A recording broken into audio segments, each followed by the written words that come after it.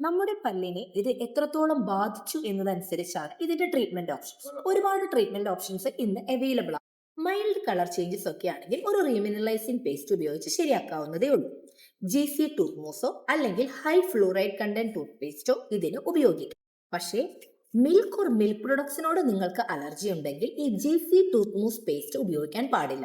അതുകൊണ്ട് തന്നെ ഒരു ഡെന്റിസ്റ്റിന്റെ പ്രിസ്ക്രിപ്ഷനോട് കൂടി ചെയ്യുന്നതായിരിക്കും നല്ലത്. വേറെ ഒരു സിമ്പിൾ ടെക്നിക്കാണ് ഫ്ലൂറൈഡ് വാർണിഷ്. പക്ഷെ ഇത് നിങ്ങൾക്ക് ചെയ്യാൻ പറ്റില്ല. ഒരു ഡെന്റിസ്റ്റിന്റെ അടുത്ത് പോയി കഴിഞ്ഞാൽ അവരത് ചെയ്തു തരും. ഇത് വളരെ സിമ്പിൾ പ്രൊസീജിയർ ആണ്. ജസ്റ്റ് ഒരു പെയിന്റ് പോലെ ഒരു മെറ്റീരിയൽ അപ്ലൈ ചെയ്യുന്നു എന്ന് മാത്രം. ഇനി മോഡറേറ്റ് കളർ ചേഞ്ചസ് ഒക്കെ ആണെങ്കിൽ resin infiltration technique, sealants, micro brushing ഇത്തരത്തിലുള്ള ടെക്നിക് ഉപയോഗിച്ച് നമുക്ക് സിമ്പിൾ ആയി മാറ്റിയെടുക്കാം.